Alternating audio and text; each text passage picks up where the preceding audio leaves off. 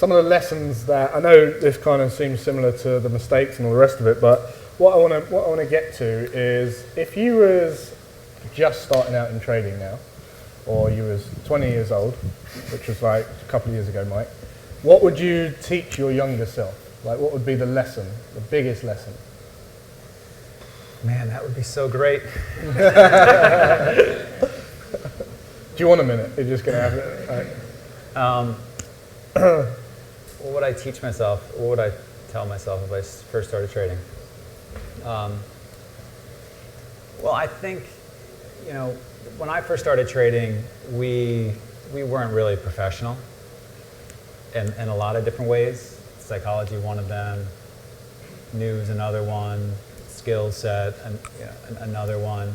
We were order flow traders. To give my answer to your question, when you learn how to read the order flow, that gives you, and Merritt does really great work on this, on the future side. When you learn to read the order flow, some people call it reading the tape, some people call it reading the order flow, and you sit at a desk for a long time and you see it, you recognize that there's a big buy order, more likely than not, in this particular trade. And then further, I don't know that it's that big of a deal to catch that first part of the leg of a big trade.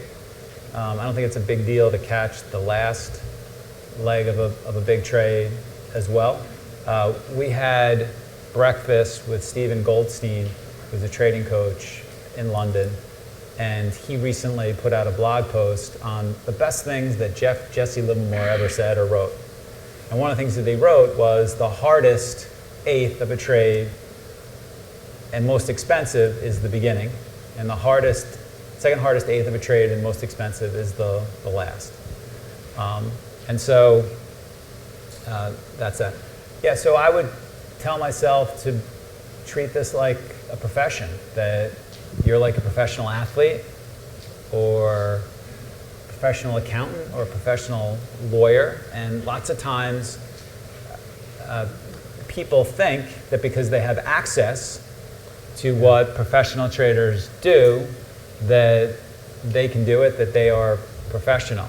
And this job is unlike any other profession. I can't, as much as I would really love to, if I were to walk onto the mound at Yankee Stadium, as much as I would love to, they would arrest me. Okay? I'm also not good enough. Are you talking about streaking? No.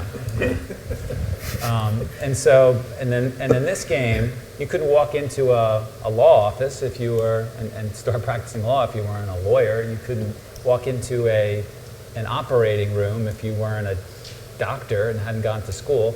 But you can turn on your computer and you can trade against the greatest traders in the world who you don't have any idea is on the other side of your trade. If you throw a couple of bucks down and you have a computer and you have internet access, and you can just start pushing buttons right away, which is unlike anything else. And so treat it like a profession. Be professional. Start there. Merritt, what lesson would you give yourself when you started out? I would understand more about the nature of what you're trying to do as a trader. I would, and to expand on that, we're not trying to predict, okay? We're trying to identify what is. That's what trading is, okay? You identify what is and you participate in what's unfolding in front of you. You don't have a bias and you're doing what you want to do just because whoever asked that up there. You really do get clarity around what you're attempting to do, and that is read the playbook, build a playbook, be checklist driven in your approach, have processes and things that you follow and do, and then understand the nature of markets. One trader anywhere in the world can put on a big trade and you could have the most perfect analysis ever, and boop, your stop gets hit, right? This is the randomness that's inherent in market. This is what we're dealing with. you don't know what's going to happen next. That would be. That's a great lesson.